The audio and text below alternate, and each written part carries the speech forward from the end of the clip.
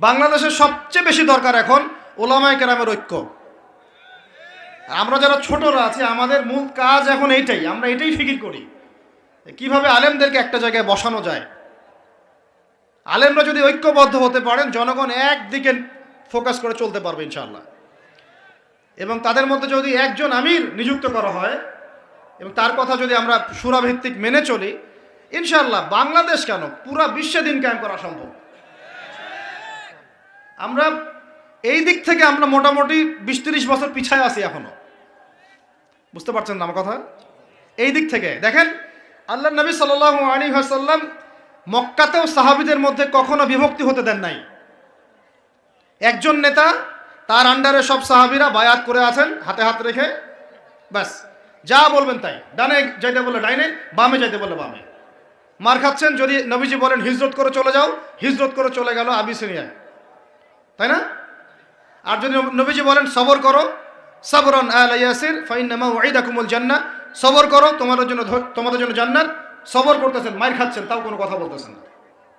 এইরকম সামি'না ওয়া তা'নার জেনারেশন না থাকলে দিন কায়েম হয় না, যেটা আমাদের বিগত 50 বছর আমরা করতে পারি নাই। এটাই সত্য কথা। এটা করার জন্য সবার আগে আমাদের মনের হিংসা দূর করতে হবে। কি দূর করতে হবে? মনের হিংসা দূর করতে হবে, মনের অহংকার দূর করতে হবে, নিজেকে ছোট মনে করা শিখতে হবে। আমি ছোট মানুষ, বড়রা যে দায়িত্ব দিবেন সেটা পালন করব। আলেম ওলামার সহবতে থাকব, তাদের পরামর্শ চলব, আমাকে যেভাবে গাইড করেন সেভাবে চলব, যখন যে দায়িত্ব আসবে সেটা পালন করব। চিন্তা এরকম না থাকলে আপনি চলতে পারবেন না, বিদ্রোহী হয়ে যাবেন তখন। বেয়াদবি, এই যে প্রথম একটা কথা বলছি, বেয়াদবি। আমরা অনেকেই বড় বড় বরেণ্য আলেমদের সাথে বেয়াদবি করছি, তাদের মানিজ্য হানি করছি। অনলাইনে লাইভে চলে আসলাম, একটা কথা বলে দিলাম, একটা পোস্ট দিয়ে দিলাম, ভাবছি আমি ইসলামের বড় উপকার করে ফেললাম। আদতে আমি বিশৃঙ্খল একটা অবস্থা ছিল, আরও বিশৃঙ্খলতা বাড়ালাম। আমি কাছাকাছি তো আনতেই পারলাম না। কিছু মানুষের কাজ দেখলে মনে হচ্ছে যে তাদের একটাই কাজ। কি একটাই কাজ? অনলাইনে একটা একটা করে আলেম, একটা একটা করে বক্তা, একটা একটা করে দায়ীর নাম ধরে ধরে সমালোচনা করা।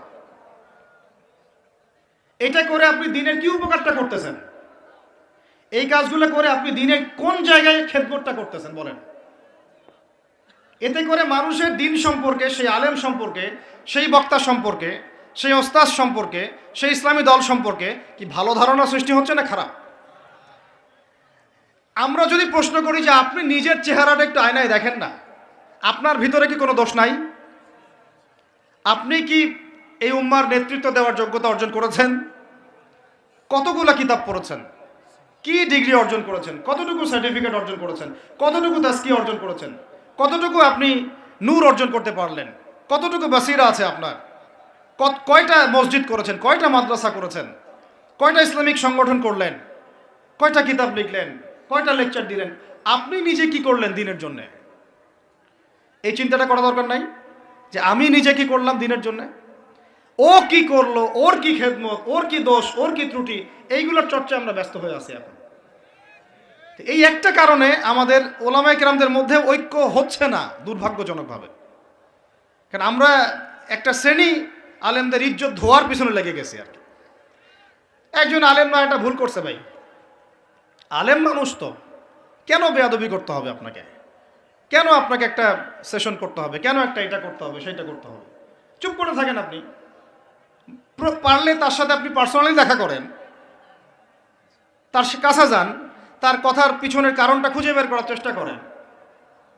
ইসলামের খেদমত এগুলো হচ্ছে না, তো ওই দিকে যেতে যাচ্ছি না। একটা রিকোয়েস্ট করবো আপনাদেরকে যে আমরা সবাই একটা দায়িত্ব কাঁধে নেই, যে এই উম্মতকে বিজয়ী করার জন্য আমারও কিছু দায়িত্ব আছে। আপনার দায়িত্ব নেই ভাই? এখন আয়নার সামনে আজকে রাত্রে দাঁড়ায় অনেস্টলি সততার সাথে দাঁড়াবেন, দাঁড়ায় আপনার চেহারা আয়নায় দেখবেন, দেখে চিন্তা করবেন যে আসলে আমি আজ পর্যন্ত এই উম্মাকে কি দিয়েছি। বলেন তো কি বললাম ভাই? আয়নার সামনে দাঁড়ায় কি বলবেন? আমি আদনান, আমি আব্দুর রহমান, আমি আব্দুর রহিম, আমি অমুক, আমি তমুক, আমি ইসলামকে, উম্মাকে, আল্লাহকে, রাসূলকে কি দিয়েছি এই পর্যন্ত। যদি আপনার মনের মধ্যে সততা থাকে জবাব ওই আয়নার তসবির আপনাকে দিয়ে দিবে। একটা একটা উর্দু শের আছে যে চেহারে তো আকসর ধোকা দেতি হ্যায়, সচ তো আইনা বলতি হ্যায়। মানে চেহারা তো বেশিরভাগ সময় ধোকা দেয় মানুষকে, সত্য কথা বলে আয়নার প্রতিবিম্ব। তো আল্লাহর ওয়াস্তে নিজের আত্মসমালোচনা করি, আমরা উম্মাকে কি দিলাম এটার ফিকির করি। এখন যদি উত্তর আসে যে আমি অনেক দিয়েছি উম্মাকে, আমি একদম কামেল হয়ে গেছি, তাহলে বুঝবেন আপনার মধ্যে ইবলিসের চরিত্র আসছে। ইবলিসই বলতে পারে যে আমি সবার চেয়ে শ্রেষ্ঠ। ওই যে বলে নাই আনা খায়রুম মিনহু, আমি আদমের চেয়ে শ্রেষ্ঠ। খলাকতানি মিন নার, আমাকে আগুন দিয়ে সৃষ্টি করেছেন। খলাকতাহু মিন তিন, তাকে মাটি দিয়ে সৃষ্টি করেছেন। এই কেবার যদি চলে আসে বুঝবেন আপনি ধ্বংস হয়ে গেছে। ফেরাউন বলেছিল আনা রব্বুকুমুল আ'লা, আমি তোমাদের মহান রব। নাউজুবিল্লাহ। আর একজন আল্লাহর বান্দা খালি বলবে আল্লাহুম্মা ইজআলনি ফি আইনি সগীরা ওয়াজআলনি ফি আ'য়ুনিন নাসি কাবীরা। আল্লাহ তুমি আমাকে নিজের চোখে ছোট বানায় দাও আর অন্য মানুষের চোখে আমাকে বড় বানায় দাও। আমিন। তো আত্মসমালোচনা করতে হবে কিনা ভাই? এখন যদি আমার উত্তর আসে যে না আমি তো আসলে ভাই কিছু করতে পারি নাই, এই টুকটাক কিছু লেকচার দিয়েছি এতটুকুই, এখনও আমি উম্মাকে ঐক্যবদ্ধ করতে পারি নাই, উলামায়ে কেরামকে এক জায়গায় আনতে পারি নাই, আমি এখনও কোনো ইসলামিক বড় কোনো অ্যাসোসিয়েশন ফর্ম করতে পারলাম না, এখন পর্যন্ত আমি 100টা কিতাব লিখতে পারি নাই, এখনও আমি ইফতা দেওয়ার মতো বা মুফতি হওয়ার মতো যোগ্যতা অর্জন করিনি, এখনও আমার কোরআনের কত জ্ঞান শেখা বাকি, কত আলেমের সোহবতের থেকে নূর নেওয়া বাকি, এখনও কত দূর যাওয়া বাকি। এই চিন্তাগুলো যদি মনের মধ্যে আসে তখন দেখবেন রাতে আপনার ঘুম হারাম হয়ে গেছে। তখন আপনার প্রচেষ্টা চলবে ইনশাল্লাহ কিভাবে এগুলো আপনি অর্জন করতে পারবেন। ওই গুটি কয়েক মানুষকে দিয়ে দিন কায়েম হবে ইনশাল্লাহ। আমার কথায় রাগ করলেন নাকি? একটু মন খারাপ করলে আল্লাহ পাক ওই ওসিলায় যদি আপনাকে আবার দিনের দিকে নিয়ে আসেন, আমার লেকচার ওয়াজ করা সার্থক। একটু আঘাত পাইলে আমি খুশি হব। সরকার, প্রশাসন, জনগণ, আমাদের মা বোন, আপনারা, আমাদের পরের প্রজন্ম, কেউই আমাদের শত্রু না। আমাদের শত্রু বরং আমার বা আমাদের চেয়ে ভালো কোনো বন্ধুই নেই আপনাদের। আমার বা আমাদের চেয়ে ভালো কোনো বন্ধু নাই আপনাদের। যারা আছে এদের ব্যাপারে একটা স্টেটমেন্ট বলে দিই আমি, যে তুঝ জैसा दोस्त हो তো দুশ্মন কি কোই জরুরত নেই। ওইরকম বন্ধু যদি থাকে তাহলে দুশ্মনের কোনো দরকার হবে না। শুধু মানুষ হতভাগা একটা প্রাণী, যে আল্লাহর জমিনে থেকে, আল্লাহর খেয়ে, আল্লাহর পরে, আল্লাহর বাতাস থেকে শ্বাস নিয়ে, আল্লাহর দেওয়া পানি পান করে, আল্লাহ পাকের দেওয়া অর্থ সম্পদ রিজিক স্ত্রী সন্তান সব ভোগ করে আল্লাহরই জমিনে আল্লাহ বিরোধী আইন চালু করে দিয়েছে। এই মানুষই একটা হতভাগা প্রাণী আছে। এমন কোন সৃষ্টি নাই আল্লাহ পাকের যে আল্লাহর তাসবিহ পাঠ করে না। শুধু এই মানুষই হতভাগা একটা সৃষ্টি। আমরা, আল্লাহ মাফ করেন আমাদেরকে, নামাজও পড়ে না। কি করে না? পাঁচবার দিনে বলা হচ্ছে হাইয়া আলাস সালাহ, হাইয়া আলাল ফালাহ, সাফল্যের জন্য আসো, সালাতের জন্য আসো, কল্যাণের জন্য আসো। কানে ঢুকে না, যায় না নামাজ পড়তে। কোরআন, ওই যে বললাম বাসায়, সবার বাসায় কোরআন আছে। এমন কোন ব্যক্তি আছেন আপনারা যে আপনাদের বাসায় কোরআন নাই? প্রত্যেকের বাসায় আছে। এমনকি আপনার ফোনের মধ্যে অ্যাপসে আছে, খুলে দেখার সময় নাই। সময় কোথায়? মানে এত ব্যস্ত, সকাল থেকে রাত পর্যন্ত এতই ব্যস্ত মানুষ হতভাগা যে কোরআন খুলে দেখার সময় নাই। আবার বলে, এসব কথা বললে আবার বলবে যে আমরা কি ইসলাম কম বুঝি? আপনারাই ইসলাম বোঝেন, আমরা বুঝি না। আপনারাই মুসলমান, আমরা মুসলমান না, এইগুলো বলবে। উমর রাদিয়াল্লাহু আনহু ঠিকই বলেছিলেন আজকে থেকে এই 1400 বছর আগে, যে ইসলাম ধ্বংস হবে যখন দেখবা 3টা বিষয় সমাজে চলছে।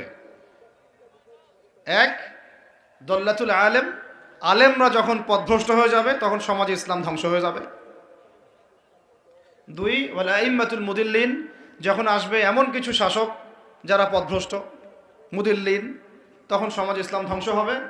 আর ওয়াল মুনাফিকিন ফি জিদারি কিতাবিল্লাহ, যে মুনাফিকরা যখন আল্লাহর কিতাব নিয়ে বাকবিতণ্ডা করবে, মুনাফেকরাই বাকবিতণ্ডা করবে যে আমরাই বেশি বুঝি ইসলাম, তোমরা বোঝো না।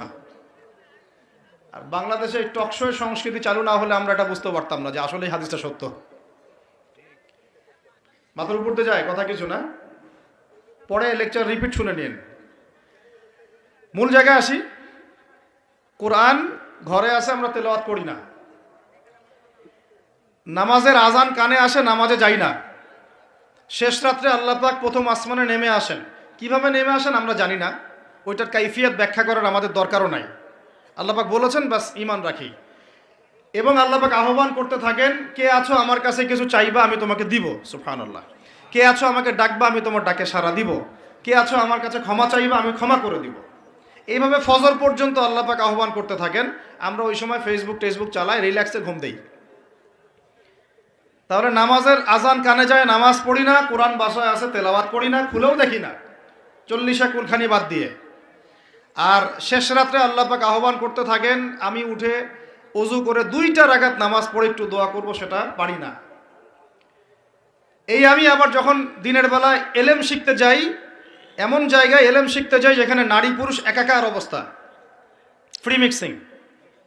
আমি এমন এলেম শিখতে চাই যে এলেমটা আমাকে 20 বছরে 20টা সূরাও শিখায় না, 20টা হাদিস আপনার মুখস্থ নাই। আমি চ্যালেঞ্জ করতেছি আপনাকে, 20টা হাদিস আপনি দাঁড়ায় বলেন, ছোট ছোট হাদিস খালি। যেমন আমিরুল মুমিনিন উমর ইবনে খাত্তাব রাদিয়াল্লাহু আনহু قال قال رسول الله صلى الله عليه وسلم انما الاعمال بالنيات وانما لكل امرئ ما نوى فمن كانت هجرته الى الله ورسوله فهجرته الى الله ورسوله ومن كانت هجرته الى الدنيا يصيبها او امرأة কি يتزوجها فهجرته الى ما هاجر ইলাইহি। এরকম ছোট্ট ছোট্ট আপনি আমাকে 20টা হাদিস শুনান। যারা 20 বছর পড়াশোনা করেছেন জেনারেল লাইনে, দাঁড়ান দেখি কার সাহস আছে। তো এই হচ্ছে আপনাদের শিক্ষার অবস্থা। তারপরে আপনি আবার যখন চাকরি ক্ষেত্রে যান, ঘুষ ছাড়া আপনার চাকরি হচ্ছে না। এই হলো অর্থনৈতিক জীবনের অবস্থা। আবার চাকরি ব্যবসা বাণিজ্য যাই করছেন, এর মধ্যে ম্যান্ডেটরি মাস্ট বি সুদ আছে। কি আছে? এই মাপে কম দেওয়া তো আছেই, অন্যের সম্পদ আত্মসাৎ তো আছেই, পণ্যে ভেজাল দেওয়া তো আছেই, তারপরে সিন্ডিকেট তো আছেই, যেটার দাম এখন এই রজবের কয় তারিখ, রজবের 14-15 হবে না? তো এই রজবের 14-15-তে যে পণ্যের দাম 200 টাকা, 1.5 মাস পরেই সেই পণ্যের দাম হবে 400 টাকা। এই হলো অর্থনৈতিক জীবনের অবস্থা। আর সুদের সাথে সম্পৃক্ত না হলে তো আমাদের ঘুম হচ্ছে না।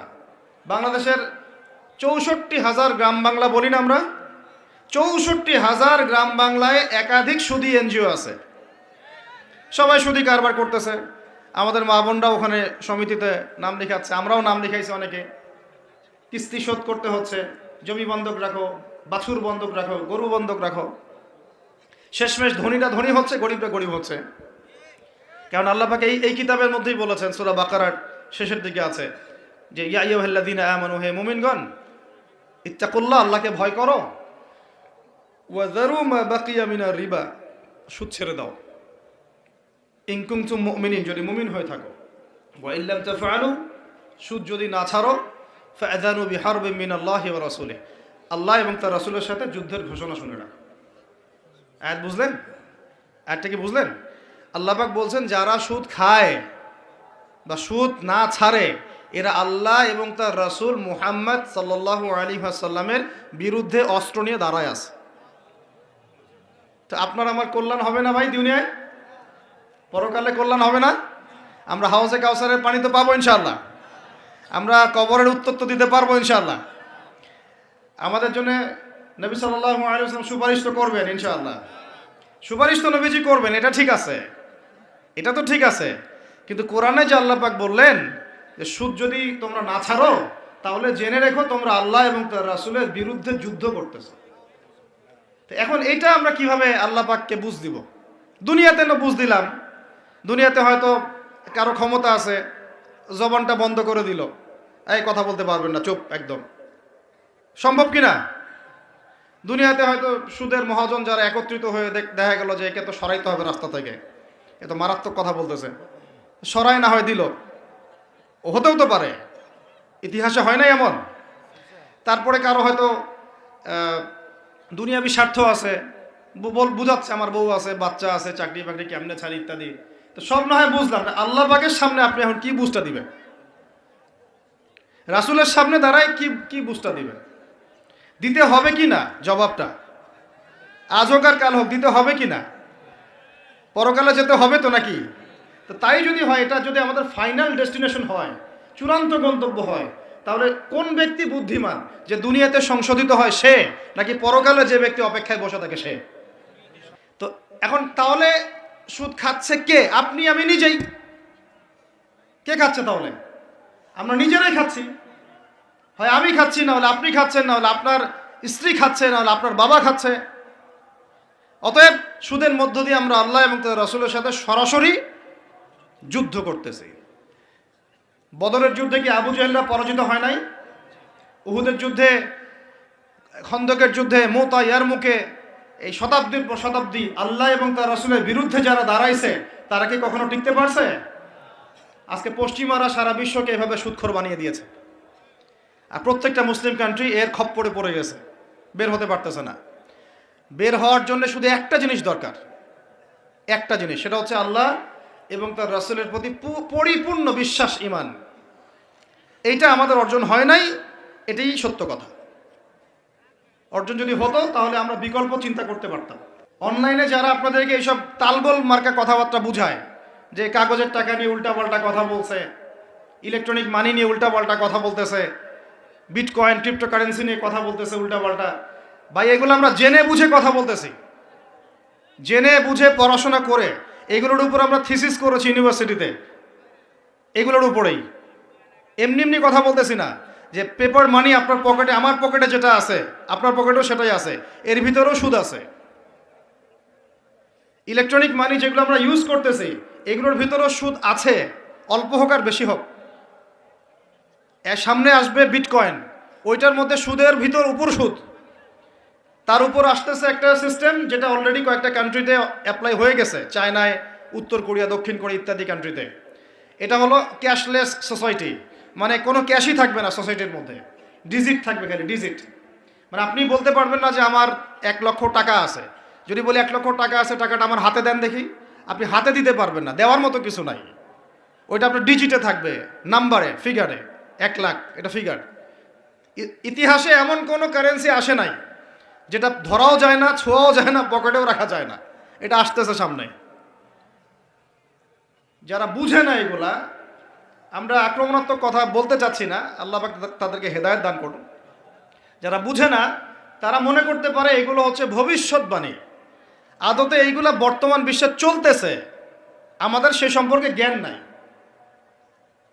আমরা অনেকেই ক্যাশলেস সোসাইটি প্রতিষ্ঠার চেষ্টা করতেছি, এটার মধ্যে যতটুকু কল্যাণ আছে না তার চেয়ে বেশি অকল্যাণ আছে। আল্লাহ পাক আমাদেরকে প্রতিশ্রুতি দিয়েছেন যে তোমরা দুশ্চিন্তাগ্রস্ত হয়েও না, তোমরা টেনশন করো না, ভয় পেও না, হীনবল হয়েও না, আনতুমুল আ'লাউনা না, তোমরাই বিজয়ী হবে এই দুনিয়াতে এবং আখিরাতে, তোমরাই বিজয়ী হবে ইন কুনতুম মুমিনিন, যদি প্রকৃতপক্ষে মুমিন হয়ে থাকো। আমাকে বলেন, যারা আজান শুনেও নামাজে যায় না এরা কি মুমিন? বলেন।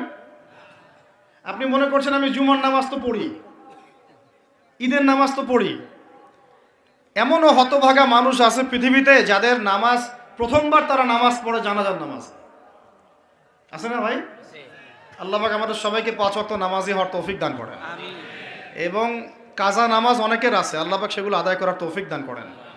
আপনারা যখন হজ উমরা সফরে যাবেন বেশি বেশি সেখানে নামাজ পড়বেন, কারণ ওখানে 1 রাকাত নামাজ হারাম শরীফে পড়লে 1,00,000 রাকাতের নেকি হয়, আর মদিনা মুনাওয়ারায় পড়লে, মানে হারামে পড়লে 1,000 নেকি হয়। আর এই দুইটা আমরা খুব ভালো জানি, মিম্বরে আলোচনা হয় খুব, মাশাআল্লাহ, তাই না? তো নসিহত হচ্ছে ওখানে গিয়ে আমরা বেশি বেশি নামাজ পড়বো, নফল নামাজ, ঠিক আছে?